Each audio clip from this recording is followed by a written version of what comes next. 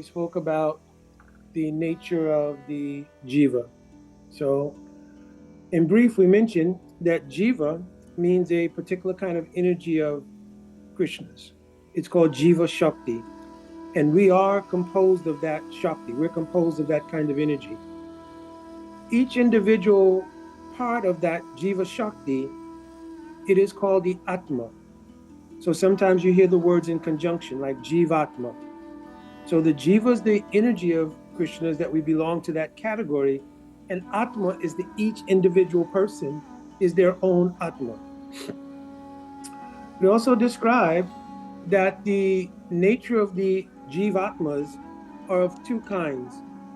Those who are eternally accomplished, they're called Nitya Siddha, and they're eternally manifest in their relation to Sri Krishna in the spiritual realm. Those Nitya Siddha devotees have no capacity to fall into the material world. So there are several sastric statements which make that clear, and of course there are purports in the books of our Srila Prabhupada that also make that very clear.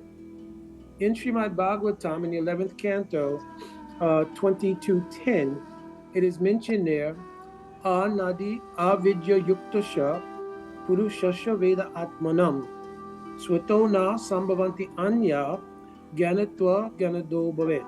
So in this verse, it's saying the word anadi means literally, Jiva Goswami's described it in the book Tattva Sandarbha. The word anadi means something that has no beginning. It has no beginning, but it does have an end. It's not a pepperoni, a bell. So it's very interesting. Oh, somebody's got mute. There it is. Okay. So something that has no beginning, but it does have an end, that's the actual application of the word anadi. So wherever we see the word anadi in Sastra, that's the meaning. Understand? Now, sometimes it'll also be said in relation to Krishna, where it says he's anadi and ananta. The word ananta means just the opposite. Something that has a beginning, but it has no end. But when you apply it to Krishna himself, he's both. He has no beginning and no end. You understand? So, but for the jivas, it's different, especially for those jivas who are conditioned by the material energy. So I described the first category of jivas. They are nitya siddha.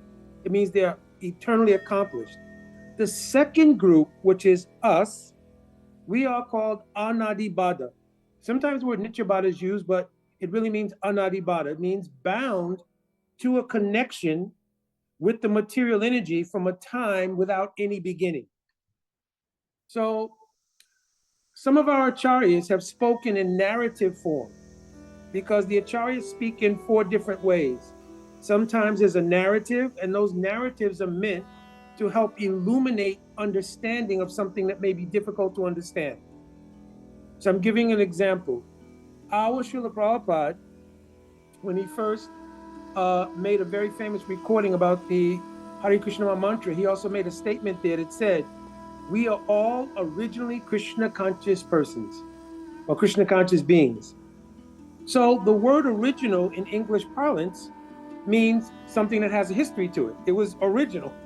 You understand? But our Srila Prabhupada wasn't using it in that context, which he makes clear in Srimad Bhagavatam later on. He's using the word original to indicate a constitutional relationship with something. So in our case, of course, it's a constitutional relationship of being das, or servants to God. So we are all originally Krishna conscious means by constitution, we are servants of God. That status can never be changed. Jiva Goswami has written, Dasabhuti Harieva, Nanyasha Eva Kadachana. At no time can the Jiva be something other than the Das of Krishna, but the illusion of being something else can come about by association with the material energy. So that's why we can think, oh, actually I'm John Doe. I was born to this family in this country. This is my family. This is my house. This is my job. This is my career. So all of those things are products of, I explained in the last class, of a vicarious association because it's not direct. The soul, because it's spiritual, just like oil and water, the soul can't actually mix with the material energy. So that never happens. but vicariously, just like if you watch a movie on a television and you invest emotionally in the plot, the characters, and so forth and so on, then your emotional fluctuation will go on accordingly.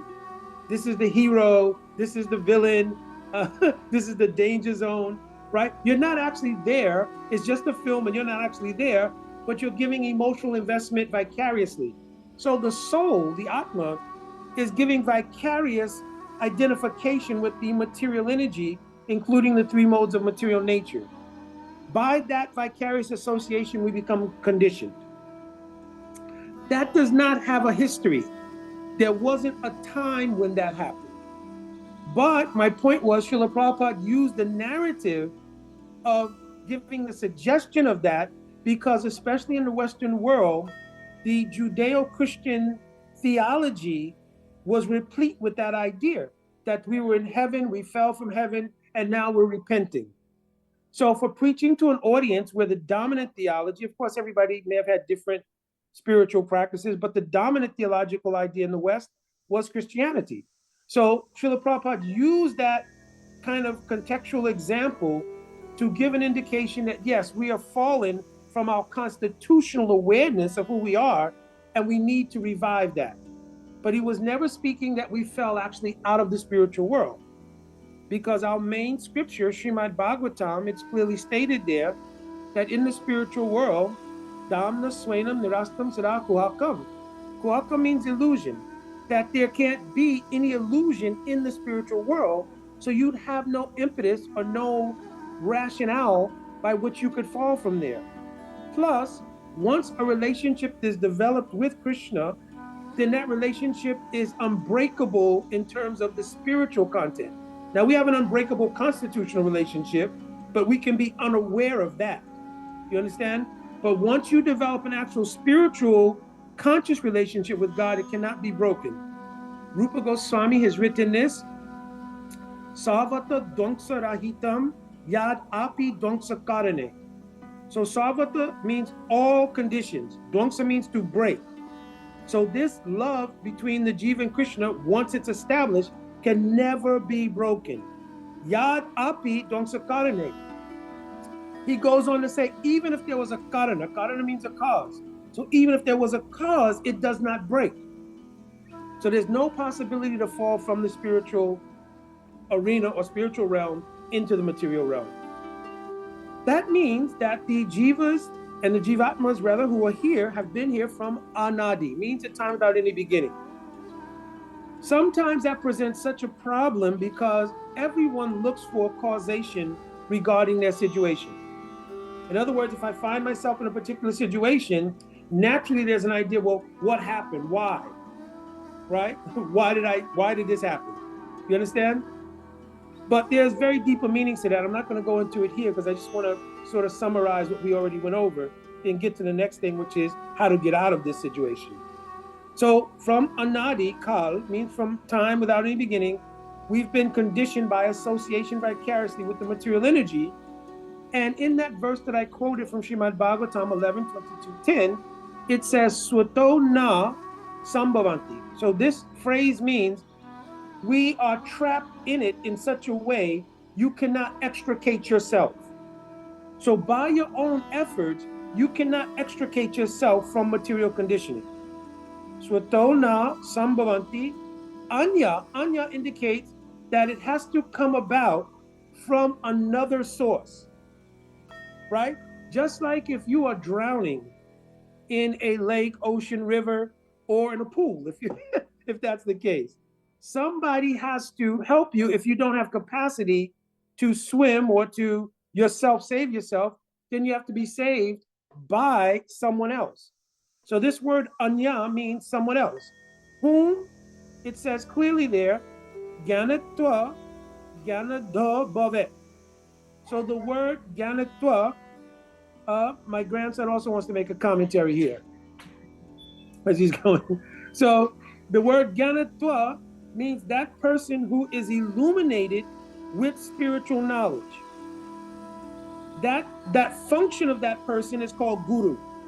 You understand? The function is called guru, and the function of guru means who can give illumination where there's darkness. Literally, the word guru translates gu shabdat andakarasha. By the word gu, the first part, we mean to say andakar. Andakar means darkness. Ru shabdat andakarasha nirodita. So this word ru means to dissipate by illumination darkness. This is the meaning of guru. So guru is sometimes applied to a person, but guru is actually the function. The person who does that function is a sadhu. The word sadhu literally means sadhutva, or that person who's understood transcendental reality or has realization of transcendence, and in their prasana, they can, from their harikata, means they're speaking, from their instruction, they can give spiritual energy and illuminate the heart of a jivatma. This is the actual meaning of guru. So guru is not a title. It's not an accomplishment, you know? And actually, if someone has the idea that I've accomplished the idea, now I am guru, this is a red flag. You understand? Because guru is a function. It's a service to Krishna. You understand? It's not a title, and it's not to be enjoyed by the person. I am a guru, I have disciples, and you know, they'll serve me, and so forth and so on. That idea will lead to what is called guru abhiman. The word abhiman means, just like you have a false identity, yeah, I'm this body. So I'm this particular kind of designation within this body. I'm another kind of designation within this body. You'll take the form of the service of guru, apply that to your enjoying tendency, and enjoy the idea, I am guru. If that happens, there is no way to realize the actual spiritual substance, because that material conception will block you from realizing the actual spiritual substance. So the only way a person is actually guru is when they're doing the service of illuminating darkness. And the quality of the sadhu has been explained by Jiva Goswami. I'm quoting all the references because this is what should happen ultimately for anybody who wants to truly serve the mission of Srila Prabhupada, the mission of our Guru Parampara. And I'm going to answer a question by Harinamananda later on about sort of ancestry or ancestors by describing what is the Parampara. But we serve our Parampara, which is our mentorial succession or our spiritual ancestral succession, by speaking authoritatively according to what they have revealed. So now, Jiva Goswami has revealed what is the meaning of this word sadhu. And remember, it's the sadhu who performs the function called guru. So he says, sadnoti sadayati cha Krishna prem iti sadhu. A person who's a sadhu means that person who's realized that the absolute truth, the word sat means eternal, existing, absolute truth, is love for God. Krishna prem iti, that person is called a sadhu. Understand? So now, with that background, we can begin to discuss how, since we cannot extricate ourselves from the strong bounds or binds of the material energy, how do we get out? So our acharyas have written the first step in getting out of the material world is Guru Pad Asraya. So I just described what is Guru, and Rupa Goswami has written the very first anga, the very first step in bhakti is called Guru Pad Asraya. So the word Guru Pad Asraya means, Guru means, I just explained, the word Pad means feet, but here the context or the application is service. So the meaning of the word Guru Pad Asraya means to take shelter of the idea of loving, intimate service to that person who can illuminate your consciousness and dissipate darkness. So that's the very first anga, the very first step in the process of bhakti. Guru Padasraya. In relation to the verse I quoted regarding us being from time without beginning bound, I mentioned the last line, Gyanatva Gyanado Bhavet. So that last line describes that sadhu who does the function of guru. Gyanatva means that Gyan means knowledge. Here it means transcendental knowledge. It doesn't mean data or information or book learning. It means realization of spiritual reality. So Ganatwa, who has realization of the spiritual reality, Ganadwa, and da means to give, the dati means to give, they're able to give that transcendental realization in the form of transmission. Because the idea of spiritual life is not a transmission of data or information. It's not book knowledge. So it's not that I'll accumulate so many understandings of all the things that are written and then I'll just blurt that back out and the disciple gets all that information and they repeat it or regurgitate it. Actually, what's happening is when Guru is actually giving Harikatha or they're giving instruction to a disciple, within the sound vibration that's being given is what is called Swarup Shakti or spiritual energy. So it is a actual spiritual phenomenon. It's not a information exchange. So this is explained in one verse.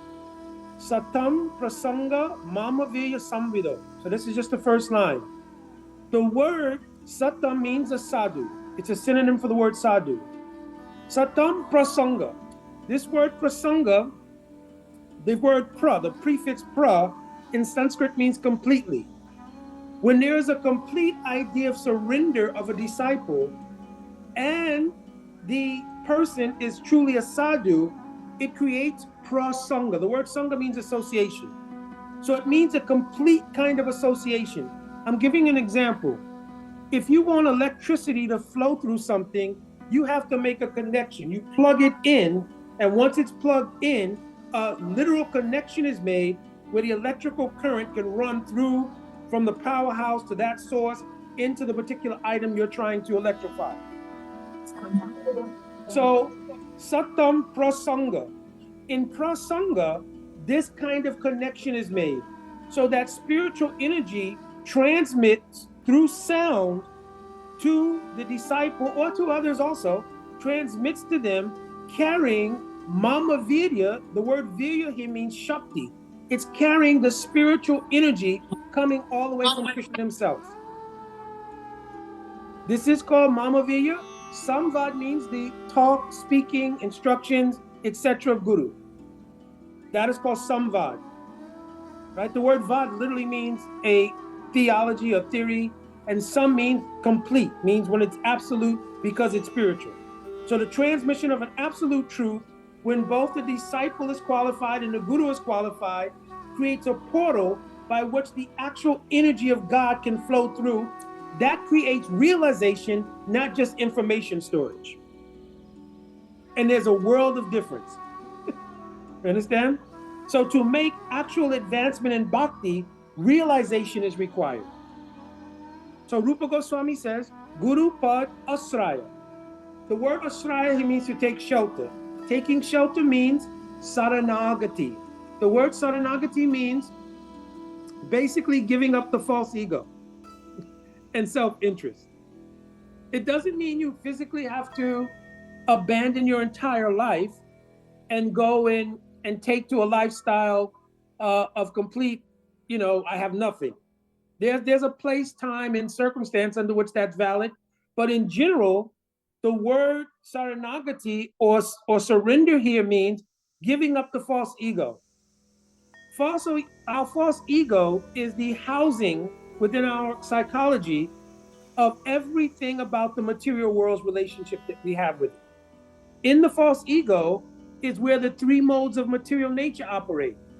In the false ego is where you have the vicarious idea that I'm related to the material world. If you did not have a false egoism, you would not be identified with the material world. False egoism is the false sense of identity.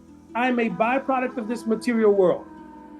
And at the root of that false egoism is three things which completely are adverse to spiritual realization. One is the word in Sanskrit for false egoism is aham, which means I, kara, ahamkar. So this ahamkar is composed of, the word kara here means karana. I'm the doer. Everything that's happening is being done by me. I'm sort of taking the position of God, and I'm the doer. Even some people will recognize, I recognize there's a God. I realize there's something divine. But people generally think I'm the doer. You understand? We only can desire. We're not the facilitators of desire. We desire something. Our karmic portfolio then checks to see what validity we have to carry out that desire. And accordingly, the modes of nature produce that arrangement, sanctioned by the supersoul. That's how activity is going on. We're not the literal doer. So kara means karana and karta. Karta means I'm the doer. Karana means I'm the cause. Whenever a person is the cause and they feel like they're the doer of something, you naturally want to be the enjoyer of the results. And that's where the problem comes in. If I am the doer of, for instance, building something, right? I want to build a house. So I build a house, I get all the materials, I put everything together, and I'm the doer, I'm the cause of the building of this house. What's the next logical step? I'm the enjoyer. It's only natural. But that very concept, that very flow of I'm the cause, I'm the doer, and therefore I'm the enjoyer, immediately usurps the position of God. Because who's actually the enjoyer of everything? Bhoktaram yagya tapasam. Actually, God is truly the enjoyer of everything. And if you're the servant, everything and everywhere you are is relation to how to serve God's enjoyment. As soon as that boundary is crossed, where I'm the enjoyer, it creates a competitive mentality with God, which really can't exist. Therefore, duality arises.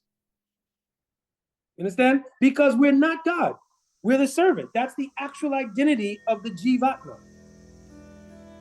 Chaitanya Mahaprabhu told very clearly, Jivera Sarupoya Krishnera Nitya Das. This word Das means the enjoyer. That's why when a person receives initiation from Guru, they get a name related to God and the suffix Das. It's a daily reminder or affirmation, I am the servant of God, I am not God, therefore the person who's the enjoyer. So this is a pretty deep psychological idea because we've spent untold lifetimes in the position of being the enjoyer. That's why it's very difficult. You cannot extricate yourself from that. It's only by the illumination of transcendental knowledge, which then reveals a higher perspective that you can then identify with and realize, oh, hey, I'm not the material enjoyer. But it's not like there's not enjoyment in spiritual realization. It's mentioned clearly in Bhagavad Gita. Pratyakshvagamam dharmyam. This dharma, this practice, reveals the self. Pratyakshvagama means it gives self-realization. Therefore, susukam kartamagayam. It is so joyful because it's giving realization of my real identity. As long as I remain in the artificial identity, there's a duality. There's, for lack of a better word, a schizophrenia that's always existing. Because I'm identifying with being a material phenomenon when actually I'm not.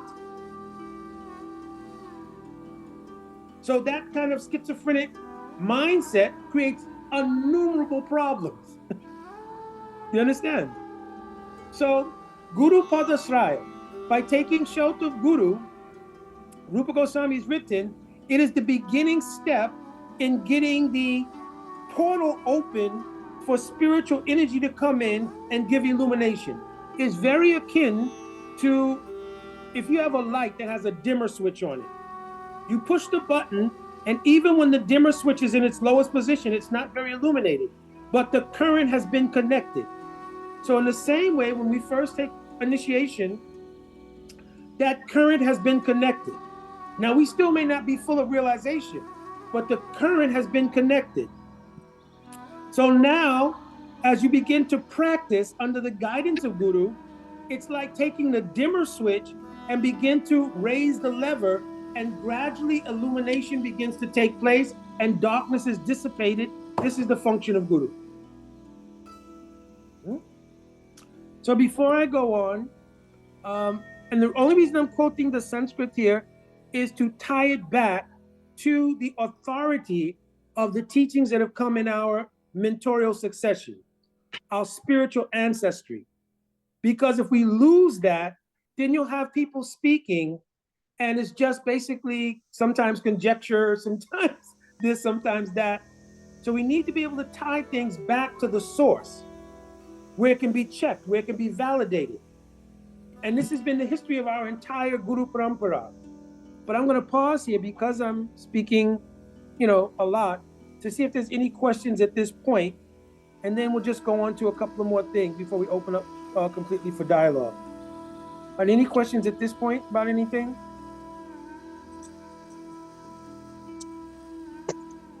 There was one question. I'm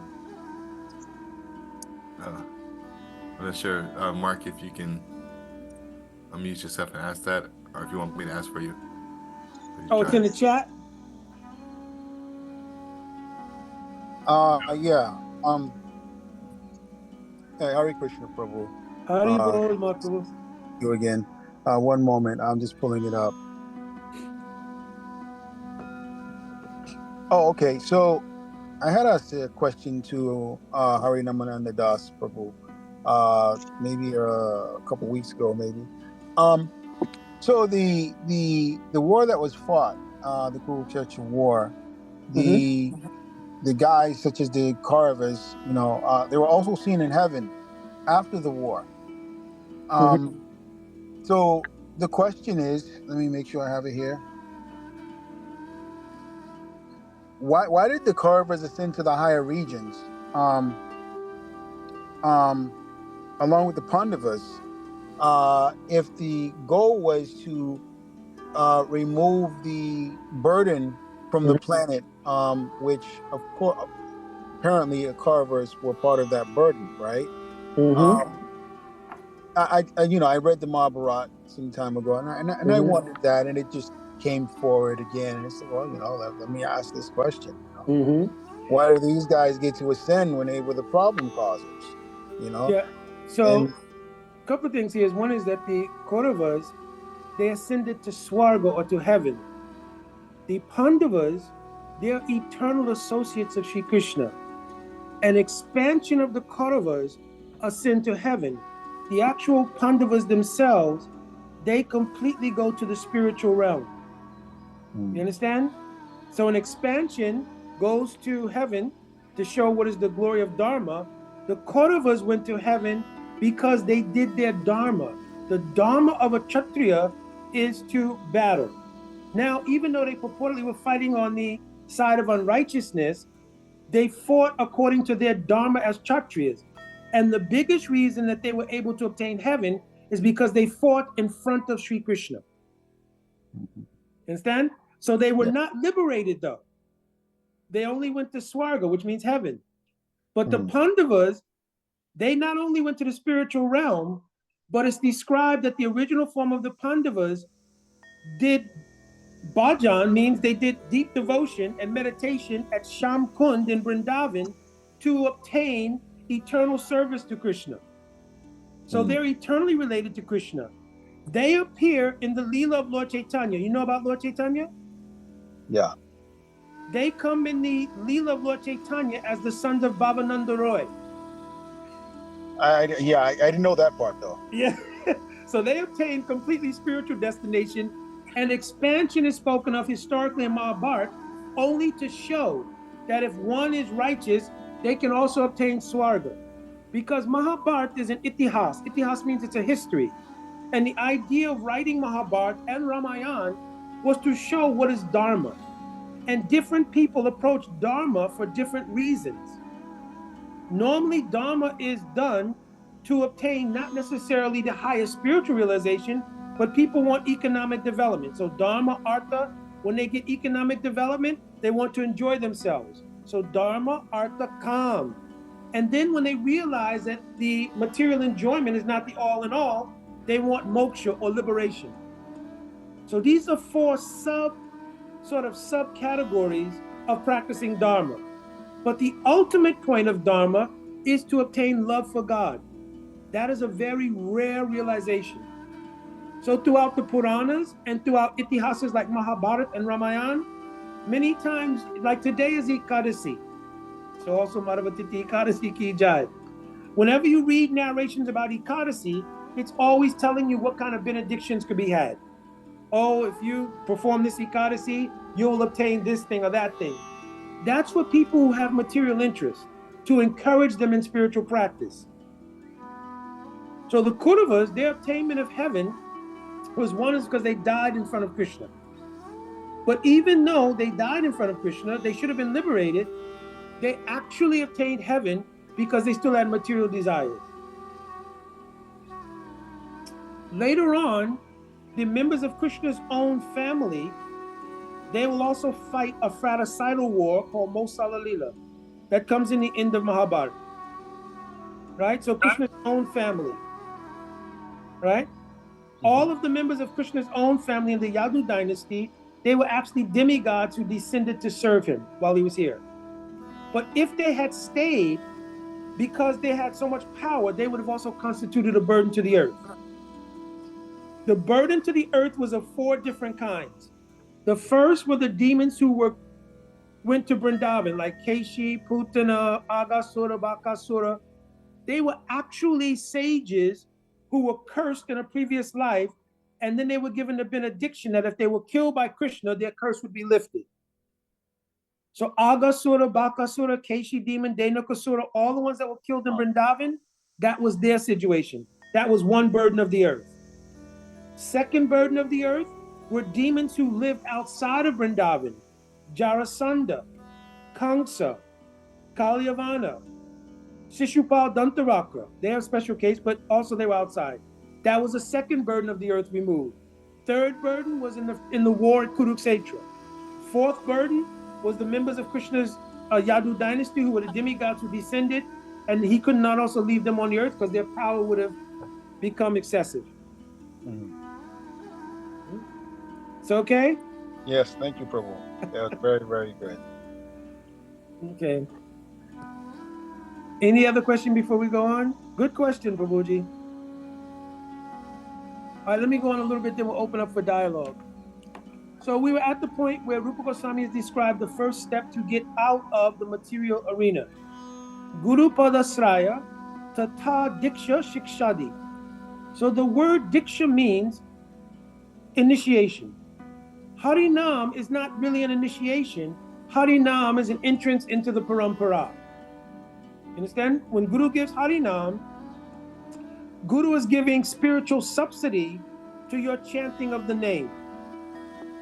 Because in our material condition, we're unable to access the spiritual elements of the name.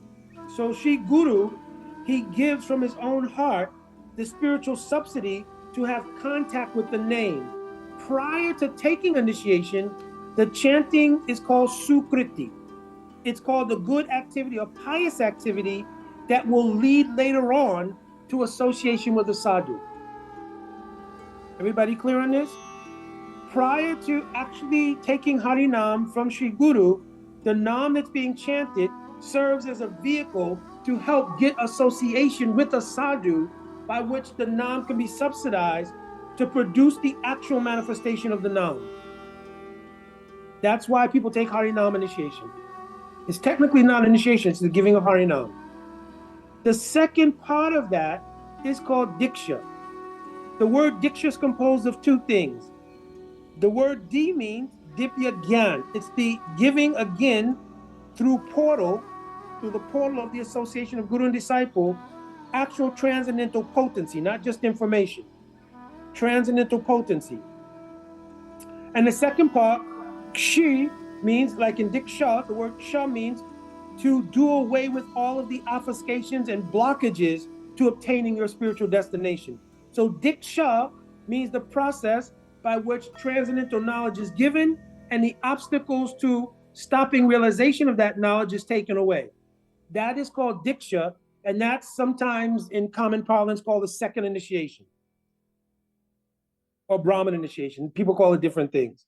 But actually, Diksha is the entrance into the depth of the practice.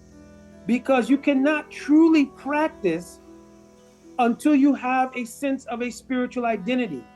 That is called Sambandha Gyan. Who am I?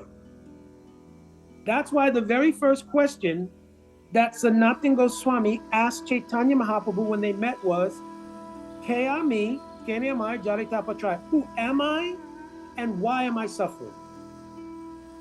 So this is when Chaitanya Mahaprabhu answers him and tells, Tivera Sarup Hoye Krishna Nichida, you're the Das of Krishna. When you take Diksha, at the time of Diksha, that identity, how you're the Das of Krishna, is given in a seed form. Let me repeat it. When you take Diksha, after you've been chanting Harinam for some time, at the time of Diksha, a seed of your actual spiritual identity is given by Sri Guru in the form of a mantra. When you chant that mantra and chant and serve Harinam, the combination of that with the practices, which I'm going to get into in a second, the practices, it like the dimmer switch on a light gradually unfolds through stages until it illumines very clearly your spiritual identity directly in relation to Krishna, the spiritual realm, and everything else. Shri Guru is a person who should have, to some degree, that kind of realization. Because if they don't, then they cannot transmit it. You understand? They have to have some realization themselves. Other than that, you cannot transmit it. So you have to have some realization of your own spiritual identity, right? Doesn't have to be called Mahabhagavat. Means like Narada Muni or Al Srila Prabhupada, my Guru Parapadma. But Gurus described also Sastra Yukti Suni Punya Jura Sharayanya.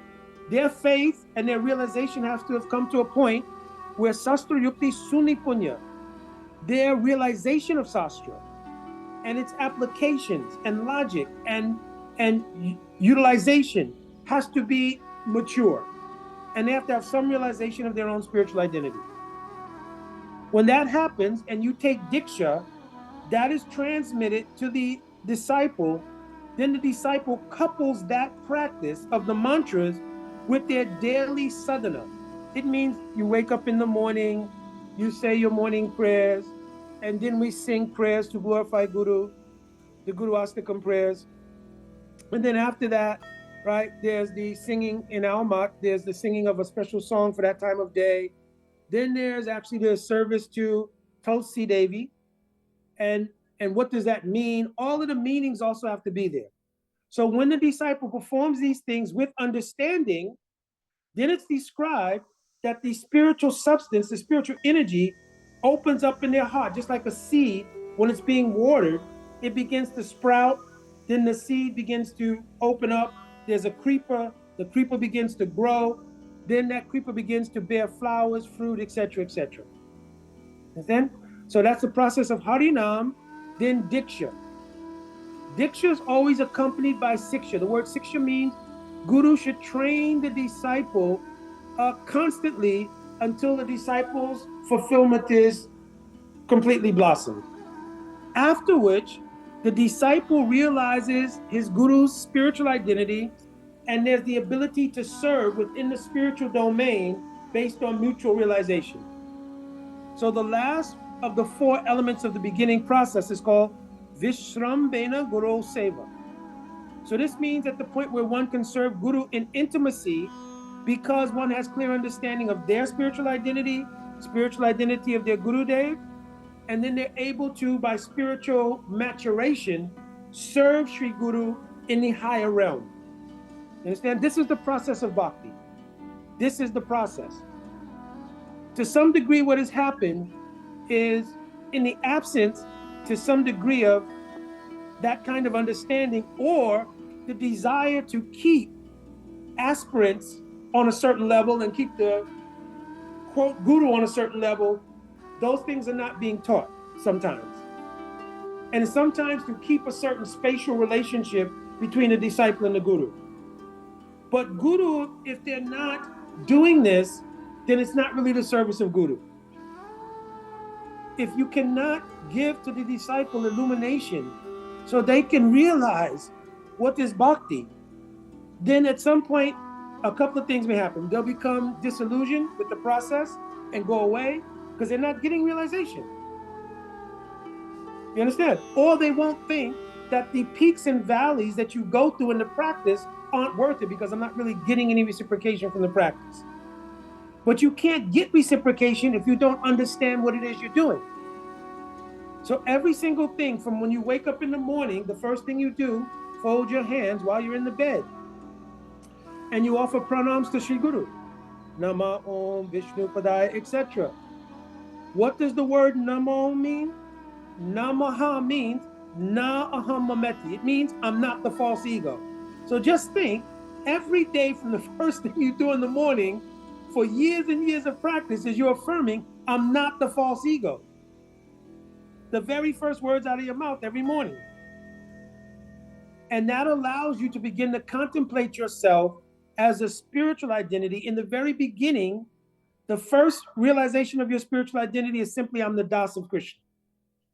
So that becomes the prominent psychological framework you operate under. I'm the servant of Krishna. Everything I'm doing, because I'm the servant of Gurudev and the servant of Sri Krishna. Servant of Sri Gurudev, because Gurudev is the physical manifestation of the representation of Sri Krishna. Right? Just like we sing in the prayer every morning, Sakshat Hari Tvena Samasta Shastri. All Shastra says, Guru is the direct representation of Sri Krishna. Understand? So first we operate on the basis, I am the Das, and we do service through Guru to Sri Krishna. You understand? And then as we begin to mature in understanding and realization, gradually, Visesh Sambandha Gyan takes place. The word Visesh means the particular kind of Das you are begins to manifest. Am I a cowherd boy? Am I serving like Mother Yashoda Mars Nanda? Am I like gopis or manjaris, etc.? So that comes in the stage of maturation. Understand? Like that. So let's open up for questions here. So we described first in the original class what we are. In this class, how to become what we actually are. Understand? All right. Mitravinda, Dad, you can unmute and ask because the chat puts it up, but I couldn't read it.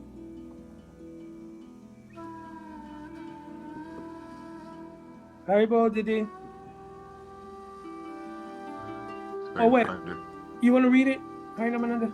Yeah, well, she just asked, what are we? So I mentioned. No, I'm making notes, Prabhu. Just notes in the chat on what you're saying. That's all. Hare Krishna. Okay, I got it. It's not a question. She's just copying notes for reference. Yeah. Any questions or conversations? Haribo Bhakta Ranel, glad to see you, Prabhuji. Any questions? Haribo, Gurudev. What's the story about the disciple coming to see the guru, and because the guru was in some kind of trance, and the disciple started helping the guru. This is a story of Srinivasacharya and Ramchandra Kaviraj. So Srinivasacharya, in his Manjari Swarup, he was sitting in his bhajan place, in the place where he does his practice. And he had been sitting there in a kind of trance. And he was in Grahastha life, so he's married. So his wife came there, and they saw him, and they just saw he was sitting, he was taking deep breaths. So they waited for some time, because they know he's doing deep bhajan, deep practice.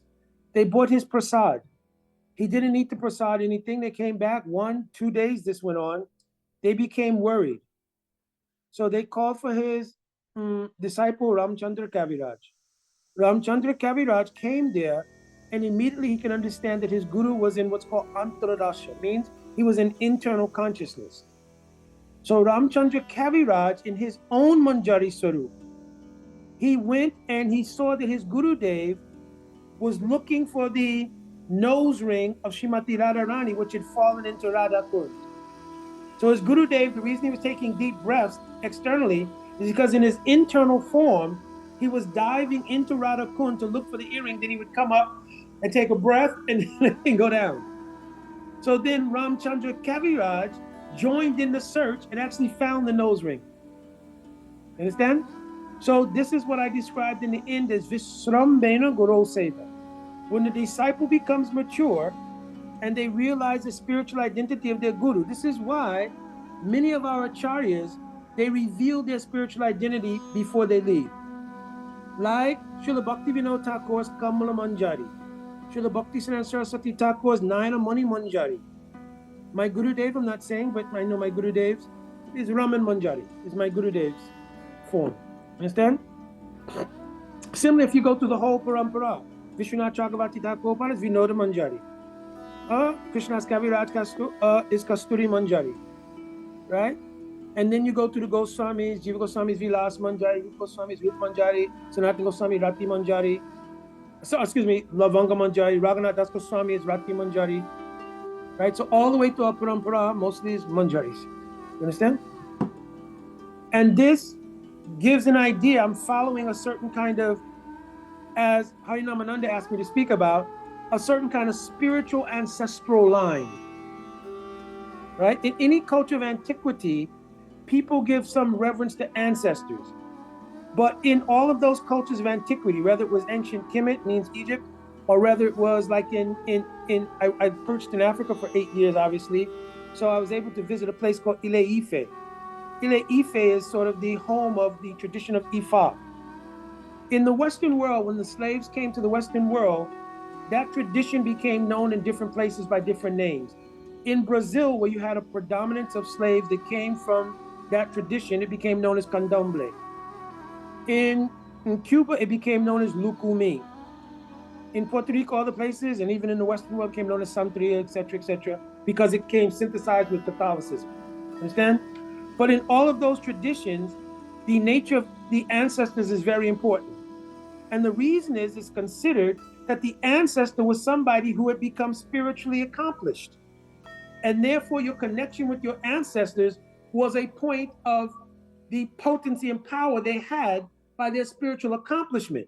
It wasn't just a matter of a genealogical line, right? Like in the temporary Afrocentric community, sometimes there's an idea of dealing with the ancestors, right? But they're forgetting that the ancestral context here was of enlightened ancestors because they lived a life a certain way. I may be karmically born in a certain family.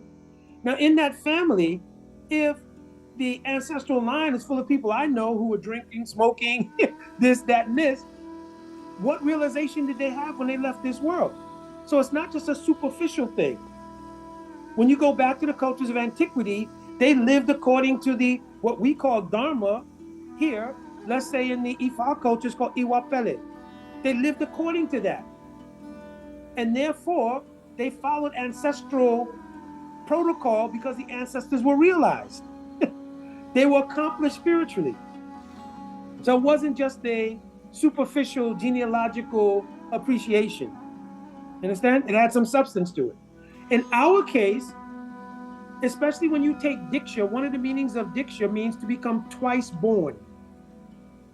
Dvija is another name for a person who's taken Diksha. It's called Dvija.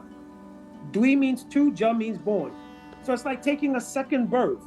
So now your family is the family of Krishna, essentially. And your ancestral line is the Guru Parampara, who are Krishna's associates. So we can derive ultimate spiritual benefit from that ancestral line. We technically call it our Guru Parampara. The Babaji community are those who were practicing, they're also Vaishnavas, but they're practicing in the tradition that came right after the disappearance of Mahaprabhu. The same word, parampara, is called a parivar. Parivar means a family. So you have a family coming down from Nityananda, one coming down from Vaitacharya, Gadadhar Pandit, from Janavama. Like Bhaktivinoda Thakur, he's in the line coming from Janavama, who was one of the wives of Nityananda Prabhu. Yeah? We're following Bhagavat Parampara, which means we're not so much following just one guru to disciple, one guru to disciple. We're following the conception. Therefore, Baladev Vijayabhushan, for instance, was not a disciple of Vishwanath Chakravarti Thakur by Diksha, but he was by Shiksha. Similarly, Bhaktivinoda Thakur was not a disciple of Jagannath Das Babaji. He took Shiksha from Jagannath Das Babaji. His guru was Bipin Bihari Goswami. But his illumination prominently came from Jagannath Das Babaji. So Srila Bhaktisiddhanta Saraswati Thakur established the parampara based on what's called Bhagavat Vichar, or the line of conception of Srimad Bhagavatam. He didn't just base it on one body to another.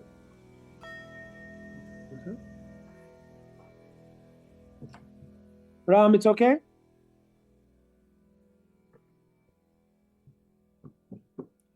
Any other questions or comments? Yeah, I have a question. Okay, Prabhuji. It's a little different. Okay, no problem. But okay, I'm just I'm new to try to understand it, Krishna. But the way that I was introduced to it makes me ask this question, because I heard you talking about a guru, and I'm understanding what the guru is. But the way that I was introduced to Krishna is like it came to me in a dream, and it stood out because he was blue. We was on a mountain, and he came to me up on the mountain. He reached out for my hand, and he's like, come on with me, like it's safe, it's good. So I got up, but I never forgot the dream, and I went with it, and I explained this to Bhakti Lata so she understand what the dream is. So from there, I had an insatiable desire to understand and learn about it, right? But I don't have the insatiable desire to learn, so to speak, like from a guru. I want the initial teaching coming straight from the way that I was initiated to it. And I just want to get a take on that to try to get an understanding on my perception of it, because I feel like that spirit is so real that it came to me in a way that I can't deny. And and to continue what it is, to keep that that excitement, not really excitement, but the for realness, the actual intent to understand and learn it through the knowledge of it. And I feel like it's like I have a thirst to learn it through the knowledge way of it, but I want it to come the same way that it was initiated to, and not necessarily through a guru. So I just want to understand what the take is on that. Well, a couple of things. One is that certainly it means that you had previous spiritual impressions. That means that in previous lives you were already on this path somehow or another, because the dream is an indication of an impetus and an inspiration to pick up from wherever you were in the path previously, because it's very rare to get dreams related to bhakti especially, right? So that's one thing. But if we truly want to enter the process to understand, the idea of guru hasn't come from guru itself. Remember I mentioned guru is not the person, it's the function. It's the function. So Krishna himself is saying, Evam parampara praptam imam rajasayo vidu. I myself, Krishna is saying, am giving the knowledge through a continuum of mentorial succession. Then he says, if you want to learn the knowledge, tatvidi pranipattena pariprashnena sevaya upadachanti te ganam ganinas tatpadarshana. Approach my representation in the parampara that has realization of me, clear realization, and make your plea, make your activity at that marker.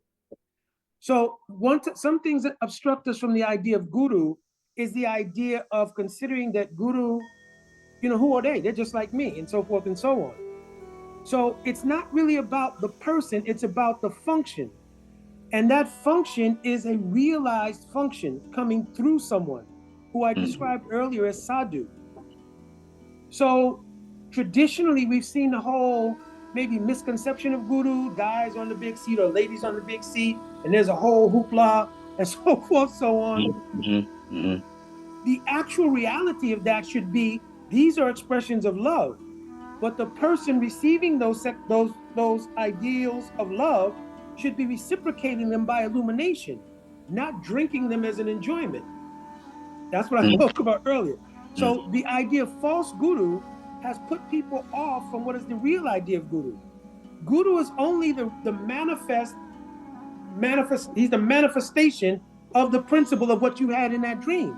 Okay. But what was manifest in the dream will give inspiration, because what was in that dream is also in your heart. It's called the Paramatma, or Super Soul. But it's mentioned in Sastra itself. Jive Sakshat Nahi Chaitya Guru Rupe. Chaitya Guru means that form that you saw in the dream is in your heart. We can't access it on the daily, right? From our conditioned perspective.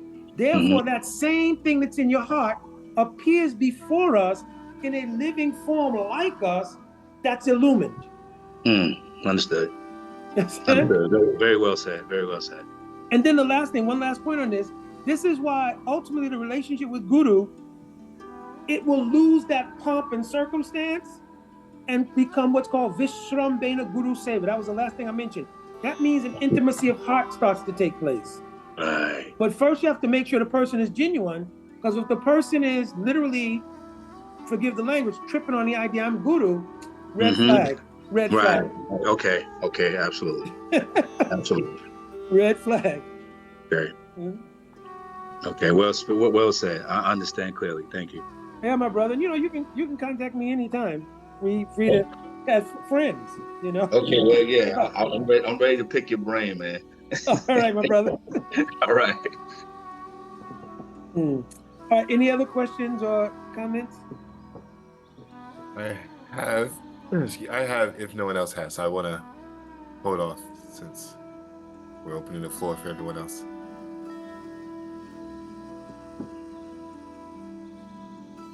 Okay. Alicia, should I put something in the text? Yeah. What's she asking? Okay. Said Hare Krishna Mukunda Prabhu, again, repeat, not really about the person, it is the function. Okay. She was just making a comment. Oh, she wants me to repeat that?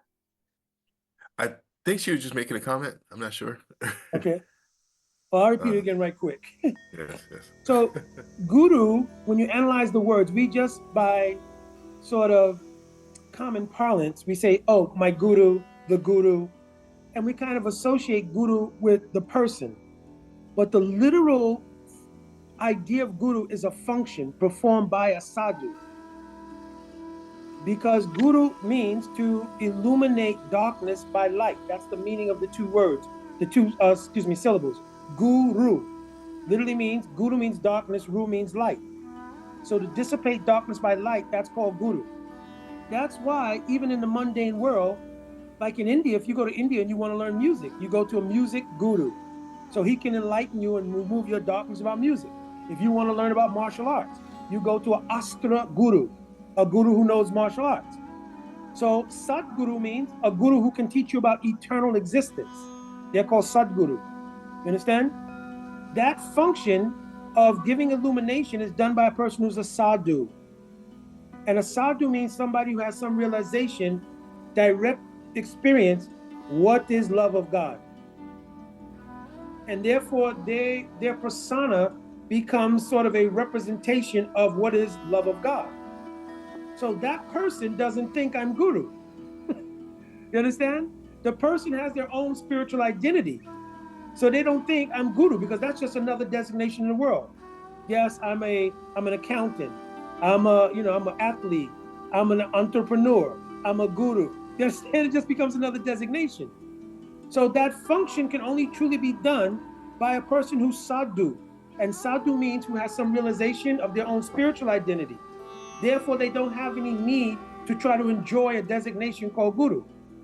So they can adequately do that function of giving illumination where there's darkness. Yes, exactly, Didi.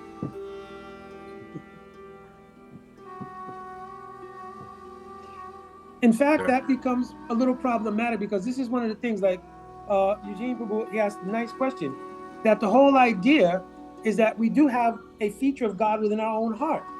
And people, especially if they've done bhakti before, they'll get inspiration in dreams, other kinds of things. So then what becomes the function of, quote, Guru there? Well, Guru becomes the details. He becomes the manifestation of that same person in the heart who is bringing you back to the enlightenment with the unfolding details. So ultimately, Guru becomes like a friend. You understand? The worshipable aspect of the principle of the sadhu or guru is the feature that they're representing Bhagavan. But actually, the relationship should come to Vishramba, means intimate friendship where love can be exchanged. That's why it's a little bit dangerous when the idea of guru, of course, there should be Maryada, means etiquette, proper etiquette. Like disciples say, oh, Guru Dev. You understand? This is a proper etiquette. You understand? But the reality of the relationship should be heart-to-heart friendship. You understand?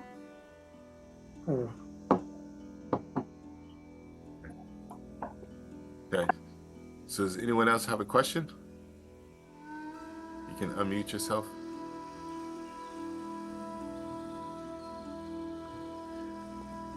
Hey, Prabhu, so I had two questions. I guess you can answer either one or neither one.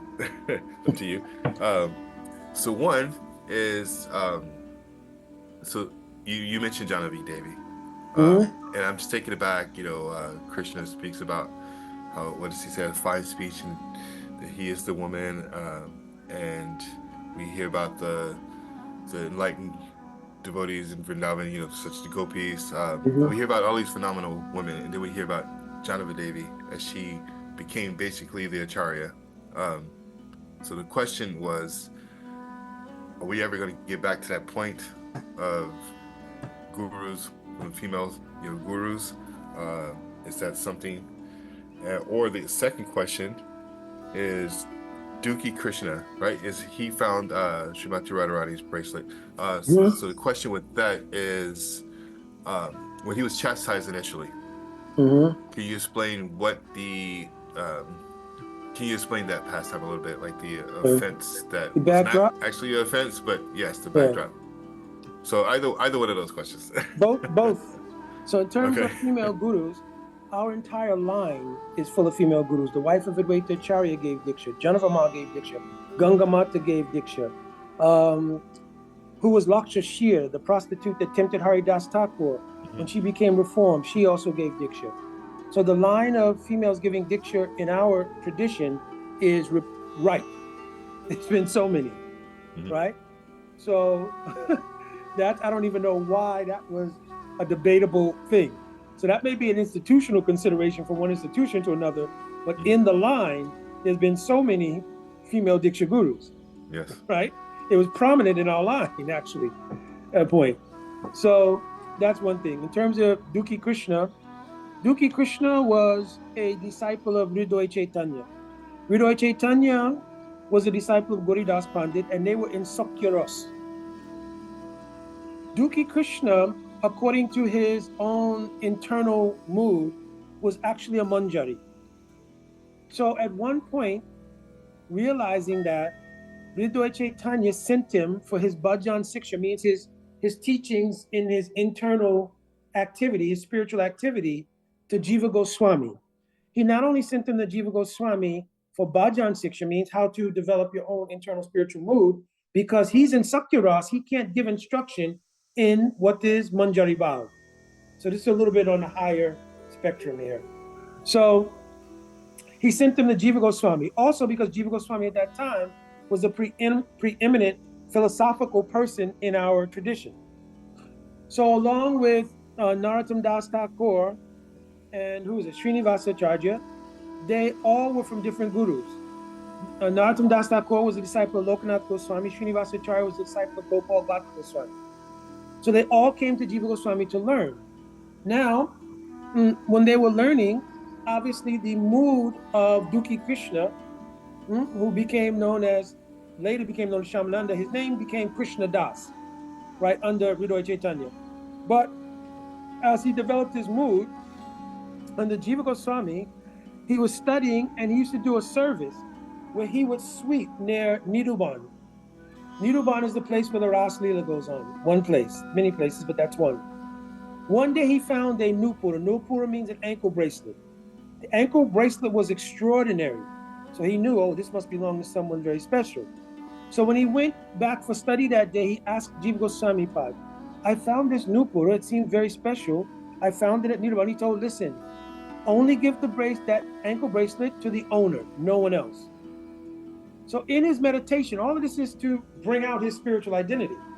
So in his meditation once, Lalita and Vishaka, who are the Sakis, means friends of Radhika, came and said, we understand that you found the Nupura, the ankle bracelet of our Saki, means Radhika. You can give to us and we can return. So then Shyamananda told, listen, I was told not to give to anyone except the owner. So then Lalita and Vishaka told, listen, what kind of sadhu are you? You have a male body, but you're very anxious to see a woman. What kind of sadhu are you? Understand? So then he said, no, but I was instructed by my Shiksha Guru only to give to the owner. So this was to increase his desire to see Srimati Radhika, because the basis under which we advance is Utsahan. Utsahan means a enthusiasm to advance. So Radhika herself came and he put the Nupura on her ankle. But then Radhika took the Nupura, the bracelet, and she put it onto his forehead. Because of that, the followers of Shyamananda have tilak that is emblematic of that ankle bracelet. This word got back to Hridoya Chaitanya, that his name now became Shyamananda, and he's wearing different tilak than the way tilak we wear as we wear now. So Hridoya Chaitanya came all the way to Vrindavan to find out what happened. And when he began to chastise Shyamananda, why you changed your name, what is this kind of tilak? So then very humbly, Shyamananda told the story of what happened, and Jiva Goswami Pad, who was revered by everyone, right, though he was young, he was relatively young compared, because even Hridoya Chaitanya is older, so he had some reverence for Jiva Goswami, and Jiva Goswami confirmed that story. Then Hridoya Chaitanya embraced him, because now he realized he's reached his perfection. Of course, Shyamananda, he's Kanak Manjari in Krishna Lila. So he's eternally Kanak Manjari, but for this pastime in Gaur Lila, this display was there. So this is another example of a guru-disciple relationship. Just like also Narottam Das Thakur and Lokanath Goswami. Narottam Das Thakur is Champak Manjari, and Lokanath Goswami, I believe, is Lila Manjari. But he performs the pastime of going and begging initiation from Lokanath Goswami, and Lokanath Goswami rejects him 2 or 3 times. Then finally, one day he sees Narottam Das Thakur, who was from the family of royalty. He was actually a family of royalty. He sees that Narottam is sweeping the area where he would go to answer the call of nature. You understand? And his heart became moved. That time he gave initiation to Narottam Das Thakur. Understand? And it's from Narottam Das Thakur we realize what is the importance of the internal relationship with Guru. Because in his prayer that we sing in ISKCON every day, we sing this. Chakudan diloye janami janami Prabhu say. And we sing Shri Guru Charana Padma, right? Chakudan diloye janami janami Prabhu say. Oh, you are my Lord, birth after birth. It means relationship and disciple is eternal. In this world, it manifests as the Guru being like in the physical form, disciple in physical form. But in the spiritual form, that relationship continues. You understand? If Shyamananda had actually been a cowherd boy, he would then realize the identity of his own Guru Dev, Hridoya Chaitanya, in his Sakya form, and then they would serve together as cowherd boys to Krishna. But actually he's by Manjari, so he serves in the group of Manjaris. Okay? Thank you. And even Hridoya Chaitanya, originally, he was a servant in the house of Gadadhar Pandit. And then when his name was Hridoyananda, and then Gauridas Pandit, he went to the house of Gadadhar Pandit and said, I need this young man to help me with my seva, because they have eternal relationship. So Gadadhar Pandit gave Hridoya Chaitanya, who was Hridoyananda at the time, to Gauridas Pandit. And then Hridoya Chaitanya, his name was Hridoyananda, but he got the name Hridoya Chaitanya because every year Gauridas Pandit used to put on a huge festival for Gaur Panim. And so every year he used to invite so many people, he'd arrange a huge feast and everything. One year he had to go out of town. So while he was out of town, it started to get late towards the festival time. So Hridoyananda was thinking, what should I do? My Gurudev is not here. All the sadhus are showing up. So what he did was he prepared everything, and actually even on the day that the festival came, Gauridas Pandit did not return. So Hridoy Chaitanya went ahead and put on the whole festival. So when Gauridas Pandit came back, he went in to see his deities, and he didn't see the deities on the altar. So he said, well, what happened? And where's Hridoy Nanda?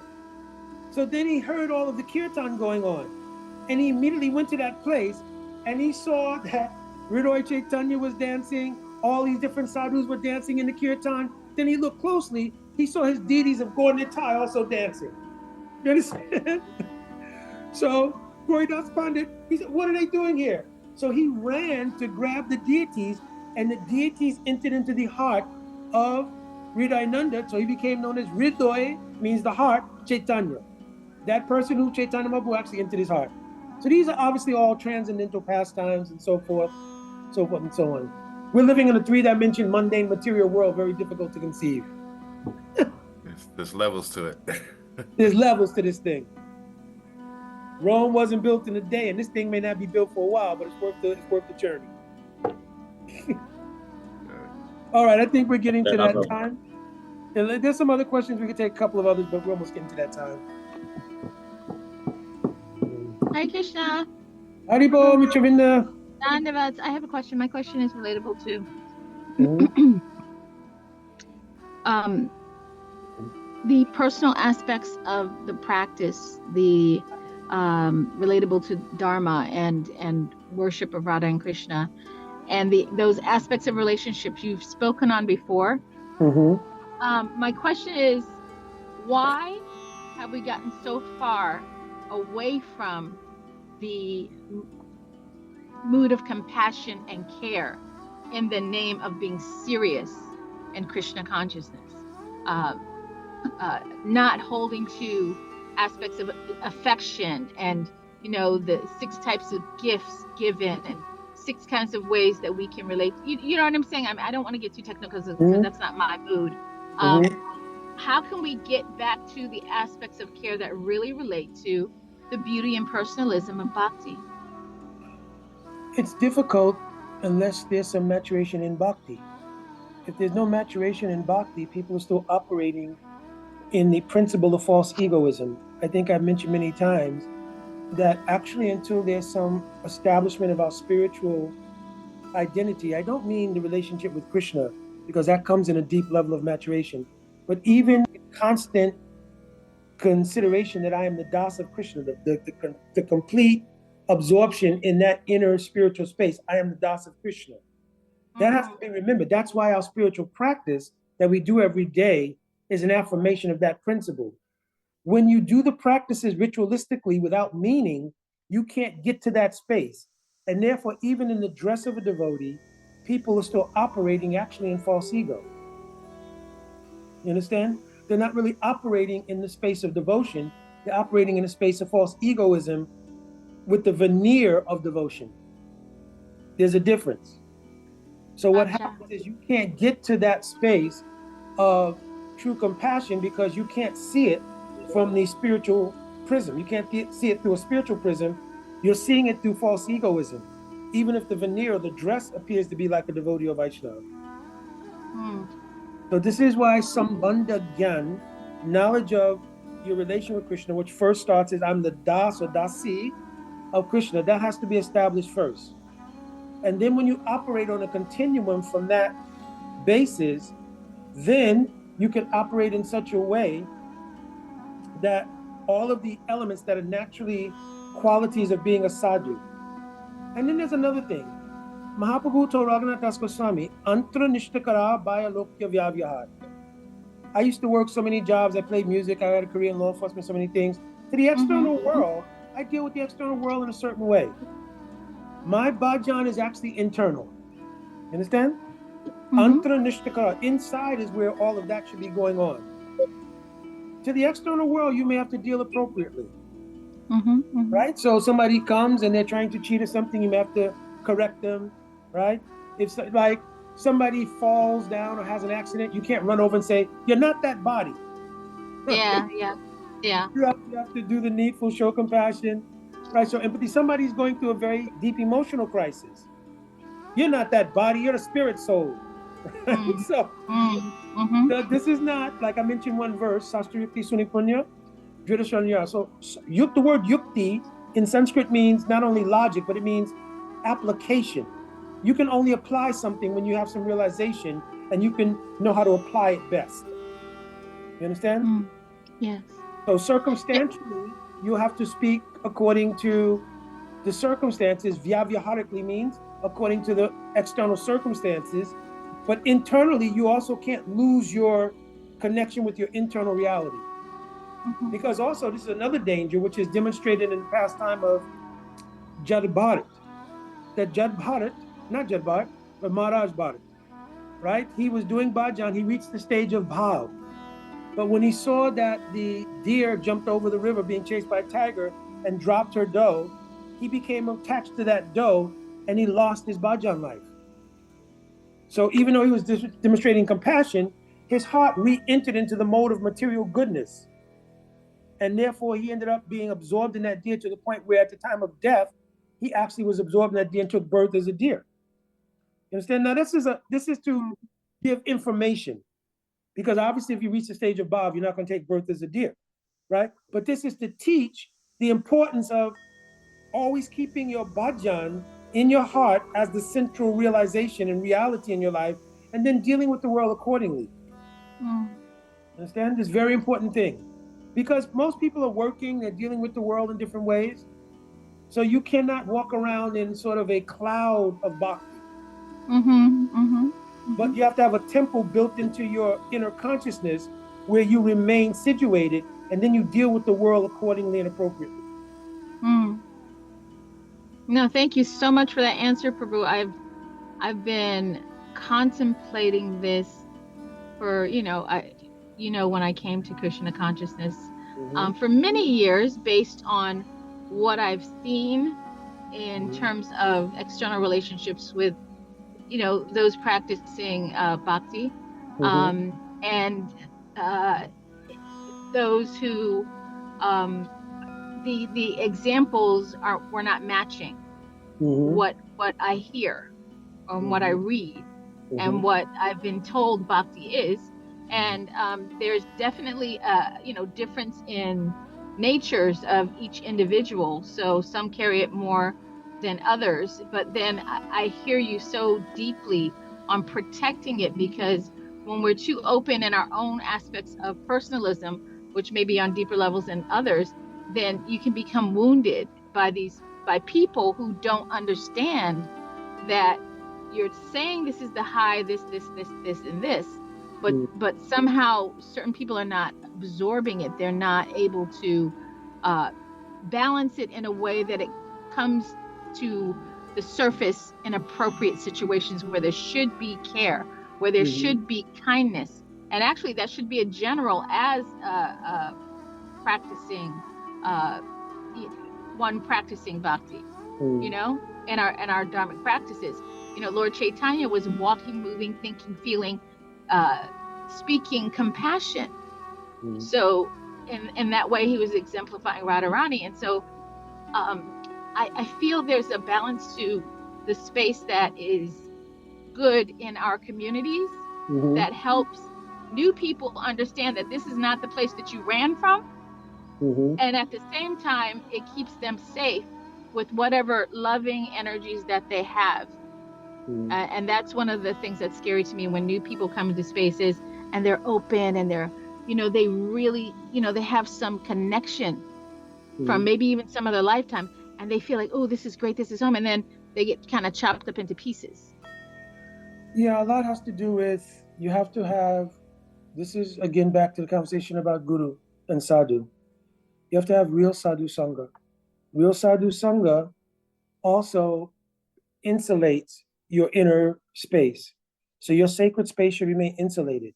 So two things will indicate maturation in bhakti. One is the inability of the external, vyavihar, to disturb your inner space. And the second is the ability to accommodate and nourish the inner space of others. If your own inner space can be disturbed, it's a tightrope kind of position, because even though, when you walk on a tightrope, you're constantly in a state of trying to protect yourself from falling. So we have to become established in our internal reality. And when that's situated, that's called nishta. In the progress of bhakti, there's a stage called nishta. So when you come to the stage of nishta, and then your consciousness is able to taste something in bhakti, it's called ruchi, then that inner space has more insulation. So you can't so easily be pushed by external things or material dynamics off of your inner space. Prior to that, the stage of practice in bhakti is actually literally called anishtita, means not steady. So that means we can be influenced by the material energy. Adibautic means coming from someone else. Remember, there's three things that affect us in the material world. Things coming from, sort of the demigods, like it's called adidaivic, circumstances, destiny, things like that. And then there's adibautic, things that come from other people that interfere with our space. Then there's adiatmic, those things we ourselves inwardly are dealing with that affect us. So we have to get to that sacred space. And in that sacred space, which means realizing the das of Krishna, right? Then I have a position from which to become insulated and separate myself from the sort of material shadow of reality, and be established in the reality. Because even in the reality, there's a shadow that's cast. The material world is like a shadow. Like when you're walking, if you go anywhere in life, you see a shadow coming from your body. But that shadow is not the three-dimensional substantive thing. So if we allow ourselves to be moved out of our actual spiritual identity, the substantive thing, by the shadow energy, that's not good either. So we need both. We need that spiritual contact with substantive spirituality so we can be in a better position to deal with the material world overall, both on the side of being compassionate to people and also not being able to allow people's lack of compassion to move us out of our spiritual space. All right, I think That's balance, Prabhu. Balance. Like Yep. I struggle with that because I'm emotional. I'm very open, kind of, like I've always been this way. And I'm very empathetic too. So I've learned to kind of balance that so that I'm not always thinking of other people's suffering and feeling sad. I had to learn how to override that. And I was very grateful for the path of Krishna consciousness so that I could, have more balance and move forward in what I needed to do and what I needed for myself. But staying in that protective space spiritually is that aspect of balance you're talking about. Is that correct, Prabhu? That's absolutely correct. Thank you. Thank you, Dandavat. Dandavat. All right, Hari Namananda Prabhu, I think if there's nothing else, maybe we'll wrap here. Yes. Thank you so much for your time, Prabhu.